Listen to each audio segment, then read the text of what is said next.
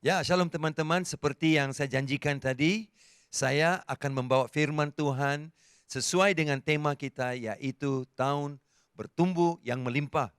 Dan saya katakan bahwa caranya kita akan mencapai pertumbuhan itu adalah dengan mengkaji kenapa, bagaimana, dan di mana. Kenapa, bagaimana, dan di mana. Kenapa, bagaimana, dan di mana. Jadi saudara, sekarang saya mau fokus kepada bagaimana, oke? Bagian bagaimana kita boleh bertumbuh, dan saya fokuskan kepada firman Tuhan hari ini dari 2 Petrus pasal 3 dan ayat yang ke-18. Judul khotbah saya adalah rahasia bertumbuh dalam kelimpahan. Rahasia bertumbuh dalam kelimpahan. Nah, kita semua mau belajar rahasia, betul tak betul saudara? Kalau kita boleh belajar rahasia, rahasia awet muda, rahasia saudara melangsingkan badan, atau rahasia saudaraku bagaimana kita boleh slim, rahasia bagaimana boleh ada six packs, 6 petak, rahasia bagaimana saudaraku mengekalkan uh, apa itu muka yang tidak ada kedut. Kita semua suka belajar rahasia.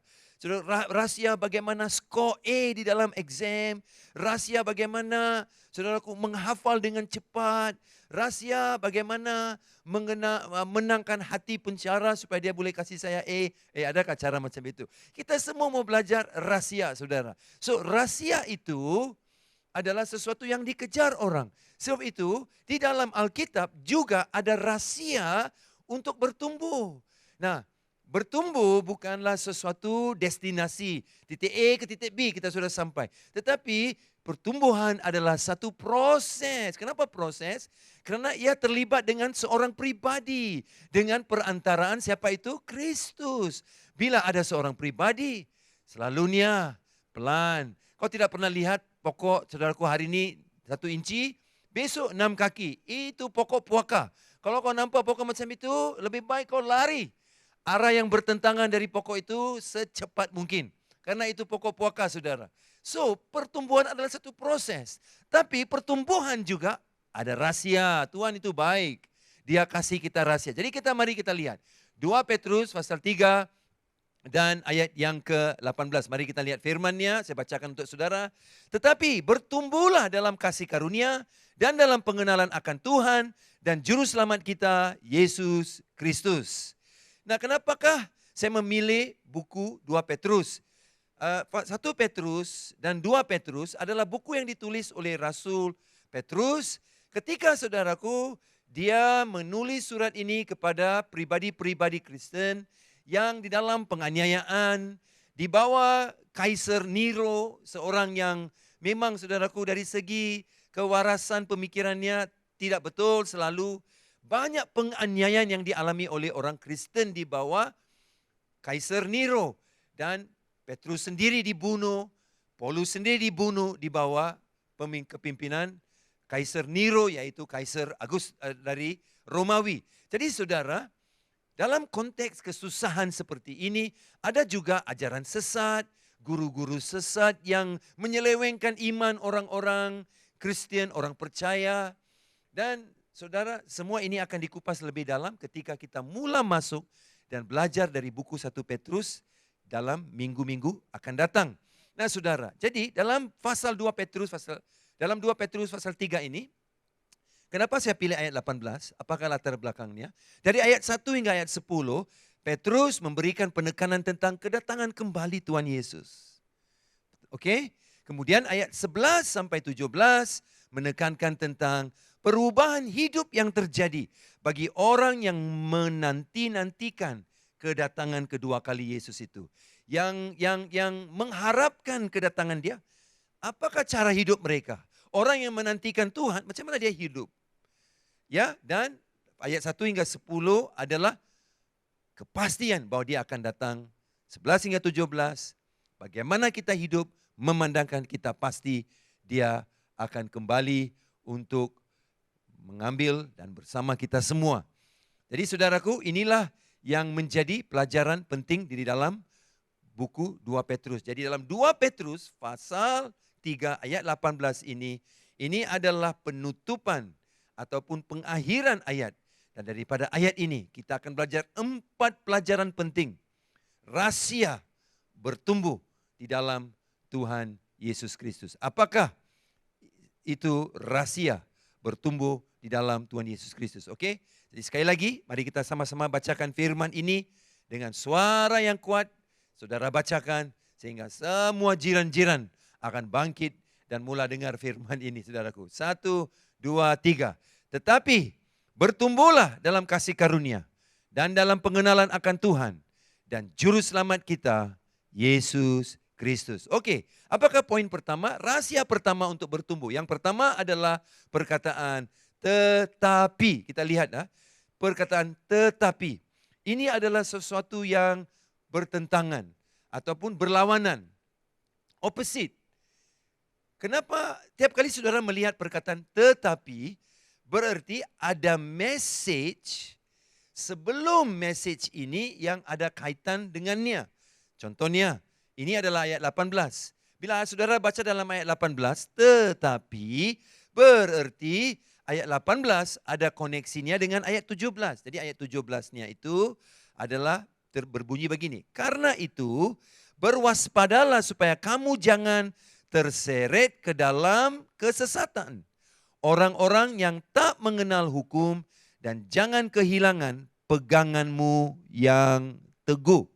Nah, di sini disebutkan janganlah kamu hilang ke peganganmu yang teguh. Nah, berarti ada bahayanya. Ada bahayanya kita boleh hilang pegangan kita.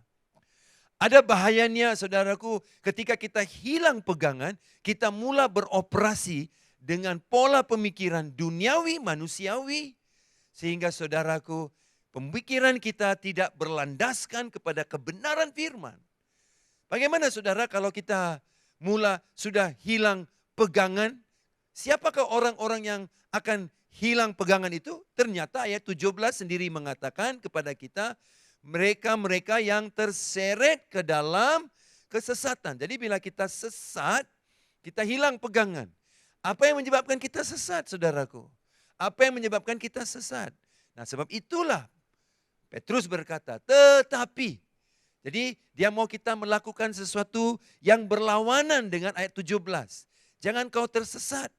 Jangan kau hilang pegangan yang penting, yang teguh, yang akan memastikan kamu tetap fokus. Nah saudara, kalau orang-orang yang sudah stres, macam mana dia urus stres dia itu? Macam mana saudaraku? Cara manusia, ya saudaraku mungkin makan, saudaraku, ataupun nonton video, ataupun Netflix, atau saudara, atau dia main games, atau tidur, saya tidak tahu macam mana. Itu semua mungkin boleh diguna pakai secara sederhana lah. Okay, in moderation. Tapi jangan sampai terus berjam-jam main game, berjam-jam makan, saudaraku. Dengan harapan makan itu akan mengurangkan stres kamu. Adakah saudaraku? Tolong jangan tengok orang kiri kanan dan bilang, kira-kiranya pastor cakap pasal kamu. Bukan saudara. Nah inilah bahayanya. Ketika kita sudah sesat mengguna pakai naluri dan juga kebijaksanaan manusia, sehingga kita pikir inilah caranya, inilah kaedahnya, bagaimana kita boleh mengatasi masalah kita itu. Ya kan? Ketika saudara putus cinta, macam mana? Bagaimana saudara sembuh? Macam mana saudaraku? Cepat-cepat bounce back saudaraku. Ada pantulan. Putus sini saudaraku, pum, pantul pergi sana. Cari yang baru. Aduh, saudaraku tunggu dulu. Sabar sikit lah. Ini reflection ini sangat bahaya tau. Itu mungkin kerana ada bahayanya orang tersesat. Dalam kesesatan itu mereka hilang pegangan. Jadi saudaraku, failing from the steadfastness, sesuatu pegangan yang teguh. Steadfastness, teguh sudah hilang. Menyebabkan mereka mula, saudaraku, terkeluar daripada jalur firman Tuhan. Orang-orang seperti ini, saudaraku, sebenarnya mencari jalan pintas, mencari solusi yang sangat cepat. Dengan harapan solusi itu akan menyebabkan mereka boleh mengatasi atau lupa kepada permasalahan mereka. Nah, orang yang selalu cari jalan pintas, orang yang selalu cari shortcut dengan harap itu akan menyelesaikan. Mereka, you tahu, orang seperti ini tak akan bertumbuh. Tak akan bertumbuh. So itu Petrus bercakap, no, you must do opposite, bertentangan. Tetapi, itu dia bilang, tetapi you mesti buat sesuatu yang bertentangan, kawan. Baru kau boleh. Okey, baru kau boleh. Nah, hari-hari ini orang sudah terlalu kecanduan ataupun ketagih dengan terapi. Sikit-sikit dia bilang, aku perlu counseling. Sikit-sikit dia bilang, saya pikir saya mesti pergi jumpa seorang psychiatrist, saya perlu jumpa seorang psychologist. Masa kami semua kecil-kecil dulu, masa kami semua jadi remaja lah. Mana kami pernah dengar perkataan psikologis, psychiatrist, psikoterapis. Saudaraku, apa ini psycho semua? Kami belum pernah dengar. Saudara, bila kecewa, bila takut, saudaraku, bila stres exam, stres kerja, saudaraku, banyak tekanan dalam keluarga, kurang uang. Tahu saudara, kita tidak bilang dengan mama kami dalam tahun 1980-an, 1985, Mak, saya mau kau bawa saya pergi jumpa psikoterapis. Apa itu? Nah, mama kau bilang, nah sebiji inilah psycho saya bagi kamu. Nah, kami tidak tahu, tapi hari ini sudah ada satu budaya, satu gaya dan pola pemikiran, everything we are addicted to therapy. Dan kita pikir, seorang terapis itu, orang yang dokter pakar jiwa itu, boleh memberikan jalan keluar dengan cepat. Dan biasanya, saya tidak salahkan psikiatris, saya tidak katakan psikologis itu salah, psikoanalis, psikoterapis itu salah, enggak saudara. Tapi seperti mana saya sebut tadi, mesti boleh dilakukan dengan kesederhanaan. Dan ada tempatnya untuk itu. Sama seperti kalau you stress, ada tempatnya untuk makan, betulkah? Ada tempatnya untuk kau tengok Netflix, ada tempatnya kau boleh tidur. Ada tempatnya kau boleh main games. Tapi bukan semuanya itu jalan penyelesaian kamu. Tetapi mestilah kerana senang kamu akan hilang kepeganganmu yang teguh. Sebab itu tetapi. And this is a severe threat. Satu ancaman yang besar bagi banyak orang Kristian juga yang selalu cari jalan pintas untuk menyelesaikan stres, kebingungan, ketakutan, tekanan. Mereka ada jalan pintas, shortcut yang cepat. You tahukah? Kalau elektrik itu dia cari jalan pintas, apa terjadi? Litar pintas. Electric shock. Jangan kamu pun kena terpintas, saudaraku, sampai kamu pun kena electric shock. Nah, saudara, inilah yang menjadi pergumulan dan permasalahan dunia hari ini. Orang sedang mencari terapi dengan harapan seorang terapis boleh menyelesaikan masalah mereka. Tapi Petrus berkata, ya, dunia ini akan membawa kamu kepada kesesatan. Masalah akan menimpa kamu. Tetapi bertumbuhlah. Itu dia. Bertentangan atau berlawanan dengan apa yang menghantam kamu, apa yang menggoda kamu, apa yang mencobai kamu. Kamu mesti buat sesuatu yang berlawanan. Apa itu? Bertumbuhlah. Itu dia, saudara. Nah, saudara, dikatakan oleh Pastor John MacArthur dalam bukunya The Radical Faith, dia berkata begini. Nah, dia berkata bahwa ketika polis di Amerika Syarikat ataupun mereka ada banyak bahagian polis yang berbeza-beza seperti CIA, FBI, special agent dan sebagainya, bila mereka menemukan wang palsu ataupun bila mereka dilatih untuk mengenal wang palsu. You tahu tak, bila mereka first dilatih, mereka tidak dilatih. Ambil wang itu, tengok mana yang palsu, mana yang ada lain ini kah, ada lain itu kah, ada jalur ini, tidak ada jalur ini dalam wang palsu. Mereka tidak pernah dilatih mengenal wang palsu. Itu cara latihan salah. Tetapi berminggu-minggu, ratusan jam diluangkan untuk melatih mereka belajar dan mengenal wang yang benar, wang yang real money, wang yang asli, tulin itu. Berjam-jam, berminggu-minggu mereka dilatih untuk mengenal. You tahu kenapa saudara? Karena ketika mereka menemukan wang palsu, mereka boleh tahu yang ini palsu. Mereka tahu ini palsu. Sebab pengalaman mereka mendalami diri mereka untuk mengkaji yang benar. So sebab itu, mesti buat sesuatu yang berlawanan. Tetapi, kenapa tetapi? Kerana ada kaitan dengan ayat 17. Ayat 17 mengatakan ada kemungkinan kamu disesatkan, terseret ke dalam penyesatan, sehingga kamu kehilangan pegangan yang teguh. Nah, tetapi kalau kamu kenal apa yang benar, kamu tidak akan melangkah ke sana. Sebagaimana orang dilatih untuk mengenal wang palsu adalah dengan mengenal kebenaran. So, bagaimana saudara tahu jalan untuk menyelesaikan masalah kamu? Yang hantam saudara itu semua yang menakutkan, yang keliru kan, yang mengecewakan, yang saudaraku dengan tekanan yang besar, kemurungan yang besar. Jadi kamu hanya terima semua yang negatif dan mencari jalan keluar daripada negatif itu. No. Adakah kamu sudah didasari dengan kebenaran? Ketika yang kemurungan itu datang dan dia bilang dengan kamu, ini berarti kamu tak ada harapan. Kau boleh tolak itu kemurungan. Ketika dia berkata dengan kamu, ini tidak ada jalan keluar. Kau akan gagal. Kau boleh pakai kebenaran. Sebab itu pertentangan. Dunia kita dikelilingi oleh semua yang jahat dan banyak yang negatif. Sama seperti waktu Petrus menulis surat ini. Sebab itu dia ajar kita. Start dengan yang bertentangan atau berlawanan. Tetapi saudara, okey boleh? Itu yang penting yang saudara mesti mula.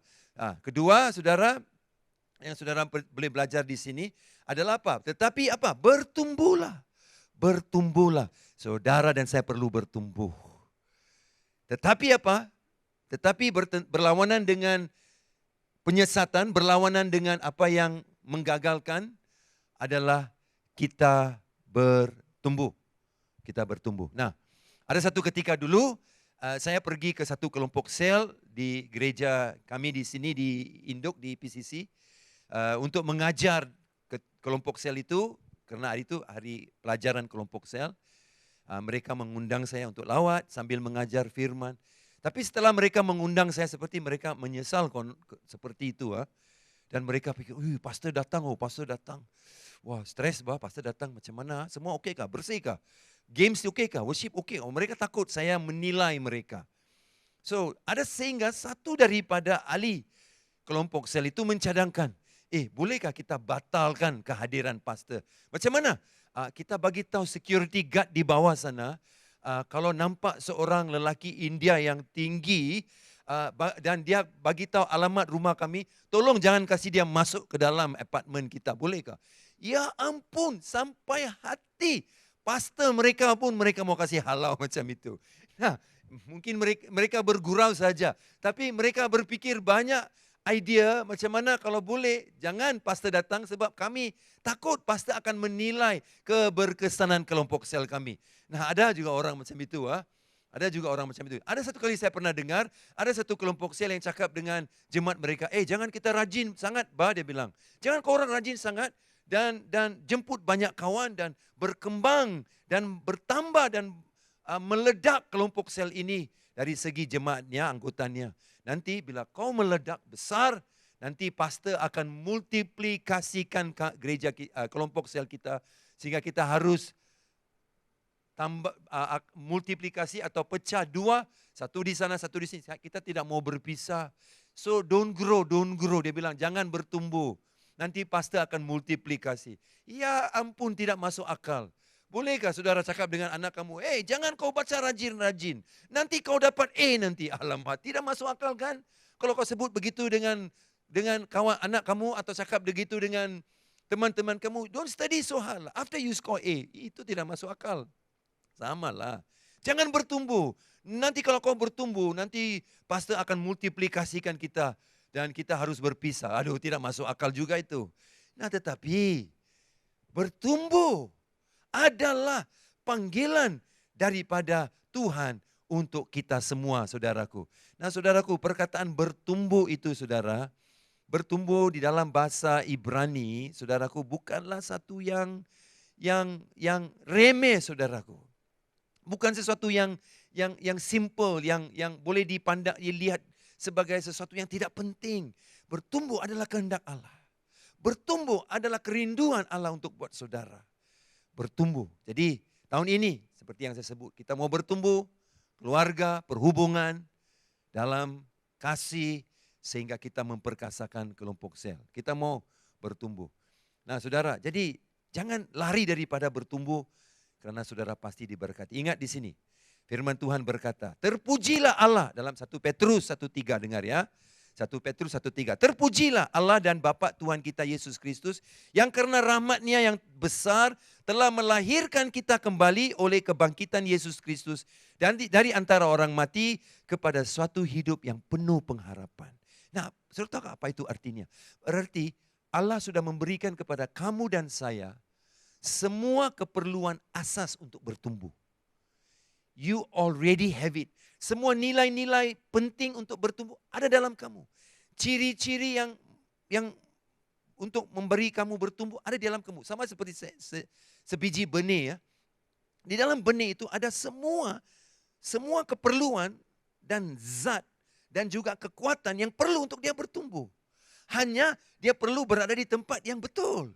Apa saudara berada di tempat yang betul? Atau selalu lari daripada tempat yang betul itu? Benih itu pergi, saudaraku, di atas tempat yang berbatu-batu, tidak boleh bertumbuh. Tempat saudaraku di mana boleh dimakan oleh burung, tidak boleh bertumbuh. Dia mesti di tanah yang subur. Allah sudah beri, dengar sini. Terpujilah Allah dan Bapa Tuhan kita Yesus Kristus, karena rahmat-Nya yang besar telah melahirkan kita kembali oleh kebangkitan Yesus Kristus dari orang mati kepada suatu hidup yang penuh pengharapan. Semua zat yang kau perlu untuk bertumbuh ada di dalam kamu, saudara. Dan banyak lagi janji Tuhan di tempat-tempat lain di dalam Alkitab yang membuktikan kamu sudah ada zat untuk bertumbuh. Kasih teman kiri kanan kamu, kau ada zat untuk bertumbuh. Kau ada jus untuk bertumbuh. Itu dia. Kamu ada semua yang kau perlu. Jangan jadi macam papa kedana, tak boleh lah pastor, susah lah. Aku bukan pandai lah. Saudara, itu bukan tentang kau pandai, kau bodoh kan saudaraku. Untuk bertumbuh. Tak ada biji benih bilang aku benih bodoh. Tak adalah yang boleh kata begitu. Dan bila Tuhan ciptakan di dalamnya ada semua kekuatan dia perlu. Jadi bertumbuhlah saudara. Itu kerinduan Tuhan. Tempat lain di mana Tuhan menjanjikan bahwa kita adalah sempurna. Atau kita adalah pribadi yang lengkap. We are complete in Christ. Kolose pasal 2 ayat 10.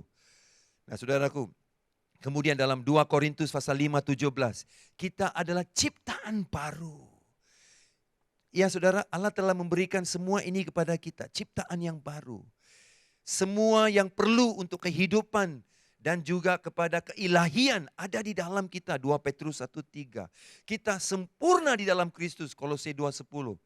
Semua zat-zat dan kekuatan yang perlu bertumbuh ada di dalam Anda sudah.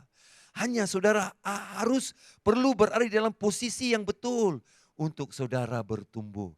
Saudara dicipta Allah untuk bertumbuh dan mengalahkan iblis. Saudara, ada suatu cerita dikatakan tentang seorang pribadi yang namanya Henry Page.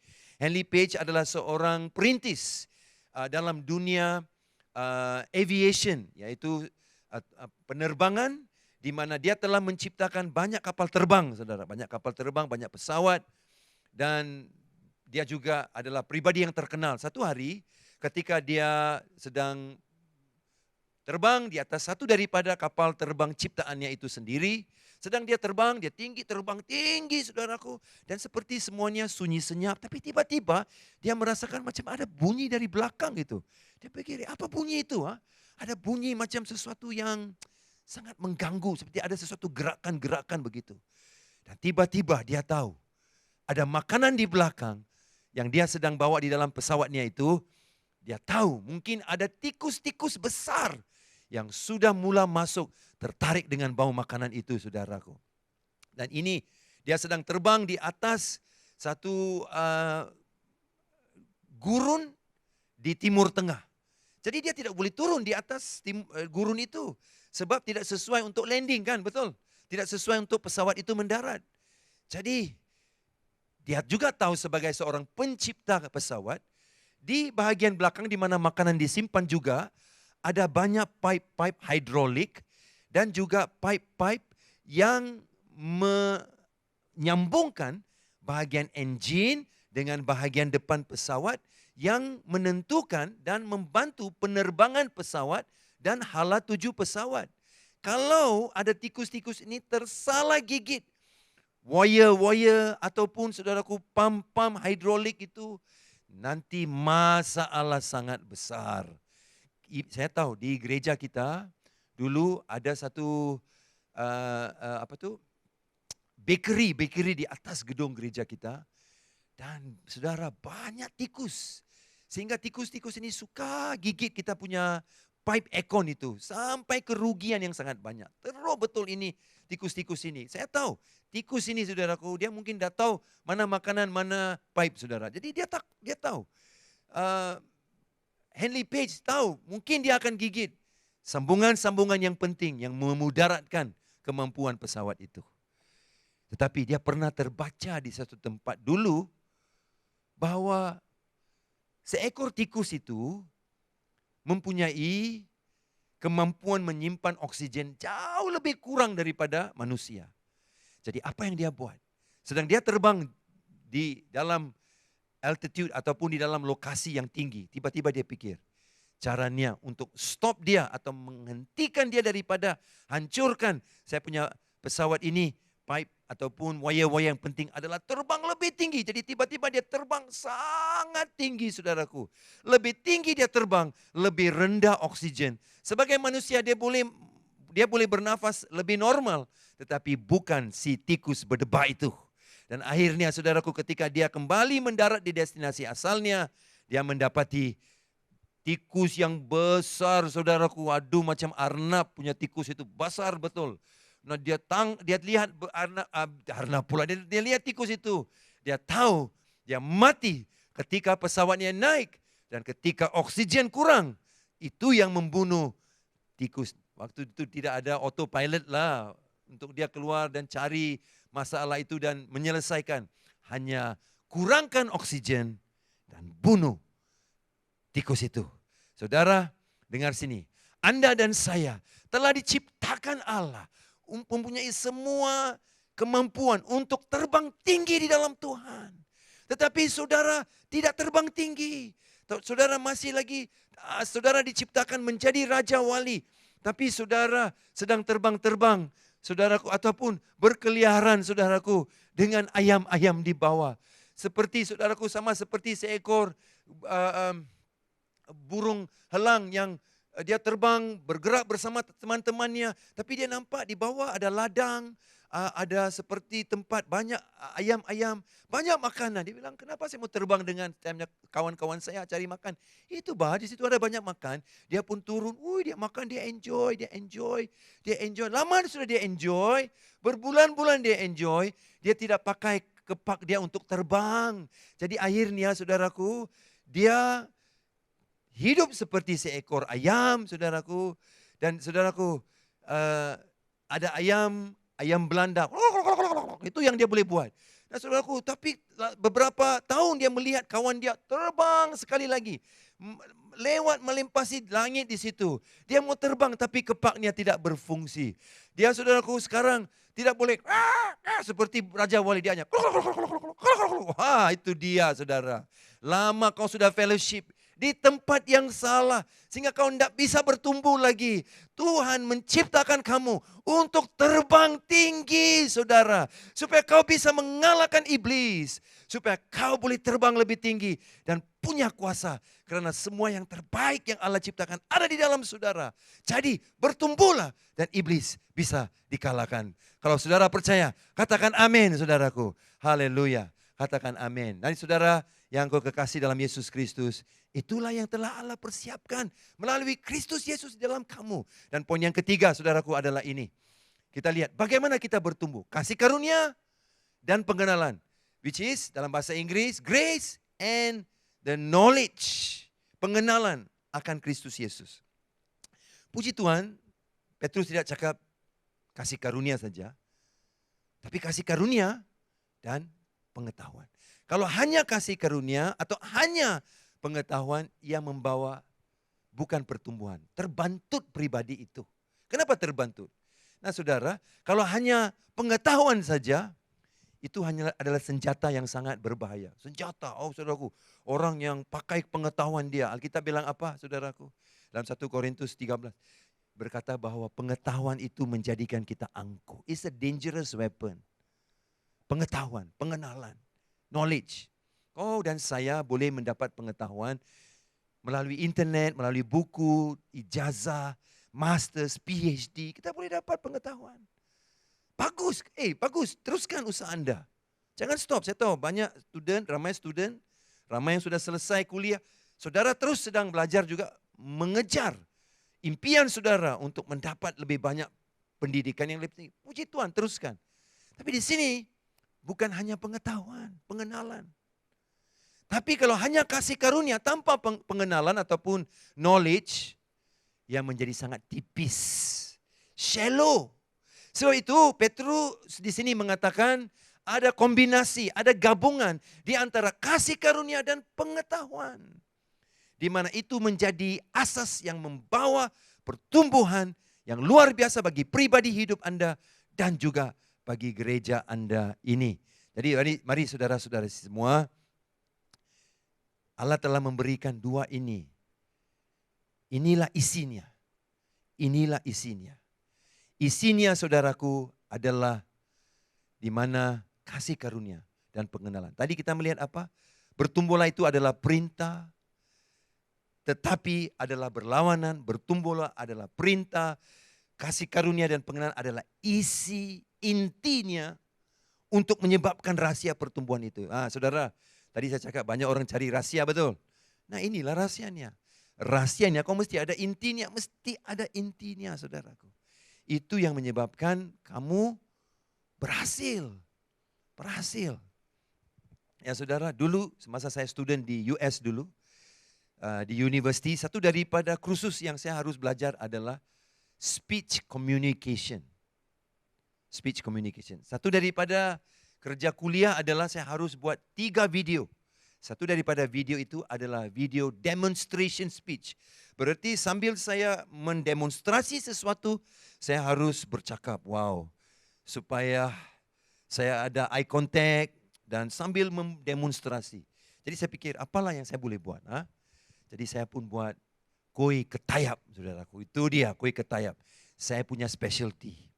Saudara tahu, istri saya juga cakap, kelebihan kuih ketayap saya itu bukan hanya di bahagian luarnya.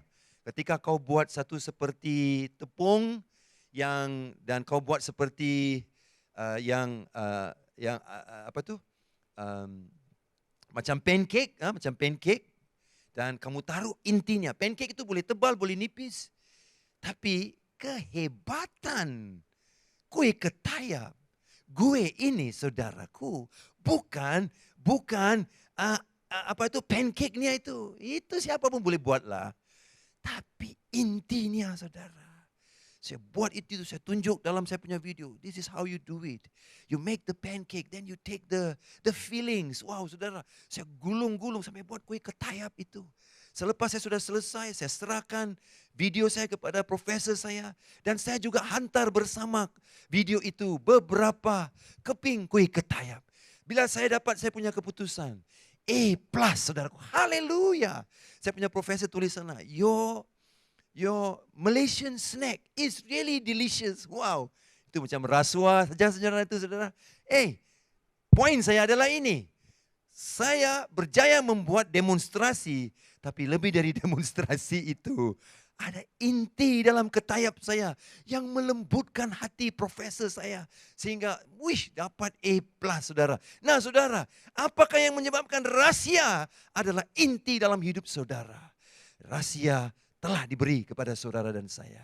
Dan Tuhan telah memberikan rahasia ini dan saudara jangan lepaskan dan kehilangan. Mari kita tutup dengan poin yang terakhir, saudaraku. Ya adalah, poin yang terakhir kita adalah, apakah sasarannya? Kita sudah lihat apa yang berlawanan, apa perintah, apakah isi. Sekarang apakah fokusnya, apakah pusatnya, apakah sasarnya itu. Marilah kita bertumbuh dengan kasih karunia dan pengenalan akan Tuhan dan Juru Selamat kita, Yesus Kristus. Saudaraku, saya mau bagi tahu kita semua di sini. Kamu tidak boleh bertumbuhlah kalau saudara hanya mau bertumbuh secara mechanical, tanpa ada hubungan dengan seorang pribadi. Saudara tidak bisa bertumbuh. Kau boleh baca berapa banyak Alkitab, kau boleh baca berapa banyak firman Tuhan, kau boleh baca, menghafal banyak. Saudaraku, tapi kalau pertumbuhan itu tidak ada dikoneksikan dengan seorang pribadi, di sini adalah apa? Sasarnya itu apa? Tuhan dan Juru Selamat Yesus Kristus. Saudara tidak bisa tumbuh. Saudara tahu di dalam Kejadian pasal 3, tidak ada di sini firman itu. Kejadian pasal 3, firman Tuhan berkata begini. Nah, Alkitab berkata, Allah berbicara begini. Dan Allah berkata begini. Bahwa di antara semua ciptaan, Alkitab berkata begini. And the Lord God, ataupun Tuhan Allah. Perkataan Tuhan Allah dan Tuhan Allah menciptakan di antara semua ciptaan Tuhan Allah, ular itu adalah binatang yang paling licik sekali. Ya kan saudaraku? Antara semua. Nah, Tuhan Allah, Lord God. Lord itu adalah Yahweh, God itu adalah Elohim. Dua itu dicampur. Yahweh, Elohim. Elohim adalah Tuhan yang kuasa. Lord, Yahweh itu saudaraku adalah nama yang Allah sering pakai untuk covenant, perhubungan.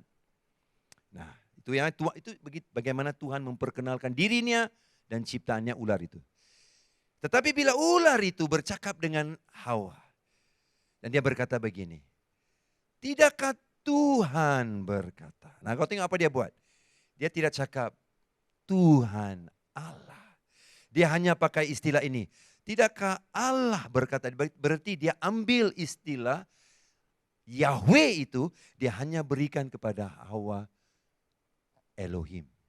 Kuasa, power. Itu lumrah manusia. Di mana-mana Tuhan apa manusia sembah, dia mau cari power. Saya mau kasih tahu saudara, Allah kita adalah Allah yang turun ke bumi. Dia ada kaki ketika dia berjalan, Alkitab berkata. Ketika Adam dan Hawa berdosa, dia berjalan. Dia ada kaki, dia ada tangan, saudaraku. Ketika dia bergulat dengan Yakub, saudaraku. Ketika Yakub sudah jatuh dan jauh daripada keluarganya, Allah bergulat dengan Yakub. Dia ada tangan, dia ada kaki. Dia adalah Allah yang pribadi. Dia bukan Allah yang duduk di atas sana dan lupakan kamu dan biarkan kamu sendirian. He is a personal God.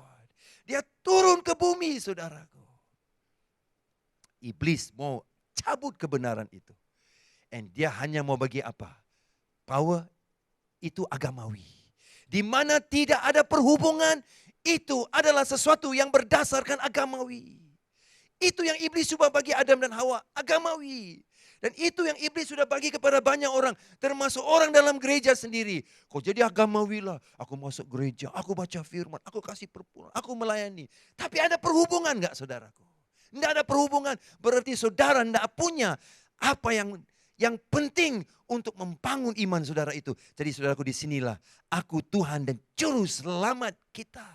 Siapa itu? Yesus Kristus. Dialah pribadi. Mari saudara, tahun 2024 ini kita mau menjadi pribadi yang bertumbuh. Dan saya tantang Bapak Ibu Saudara-saudari di sini untuk bertumbuh. Dan biarlah saudaraku, satu, ialah berlawanan dengan apa dunia sering hentam kamu. Kedua, saudaraku, biarlah ia sesuatu yang saudaraku mengikut perintah Allah. Karena saudara ada semua nikmat dan juga semua yang saudara perlu untuk bertumbuh. Dan saudara juga perlu tahu isi intinya. Dan saudara juga sudah ada. sasarnya pribadi Yesus. You will grow. Pasti ini rahasia luar biasa. Saya tidak charge kamu 1 sen pun. Orang di dunia mau bagi kamu rahasia awet muda, rahasia saudaraku kasih 6 packs, rahasia ini, dia charge you sampai gila-gila punya banyak uang. Saya bagi you rahasia free. Beri kemuliaan bagi Allah kita, haleluya. Haleluya, mari kita tunduk kepala dan worship team bersiap untuk melayani dan memberkati kita. Haleluya. Terima kasih Tuhan. Terima kasih di mana siapa di sini yang ada di sini yang hanya hidup berdasarkan suatu hidup yang disandarkan atas agamawi. Hari ini Allah mau merubah hidup saudara. Supaya kau tidak hidup di bawah kuasa agamawi. Tapi kau dilepaskan daripada kuasa agamawi. Dan hidup di atas dasar perhubungan dengan seorang pribadi. Yesus sasaran kita itu. Mari saudara kita panggil, kita beri kesempatan untuk Allah melayani. Dan menjamah dan memberkati Anda. Sampai Anda diberkati dan dilayani oleh pastor Anda. Dan tim worship kita. Haleluya. Mari saya berdoa dulu. Dan selepas itu kita dilayani oleh tim musik. Tuhan berkati. Tuhan terima kasih atas kemurahan-Mu. Jamalah Bapa. Dan berkatilah gereja ini. Supaya tahun 2024, tahun ini menjadi tahun pertumbuhan. Tahun yang didasari dengan inti dan isi yang luar biasa. Kasih karunia dan pengenalan. Dan pribadi Yesus Kristus Bapa. Di dalam nama Tuhan Yesus yang luar biasa saya berdoa. Haleluya. Amin. Mari kita bangkit berdiri dan menyembah dan dilayani oleh pastor Anda.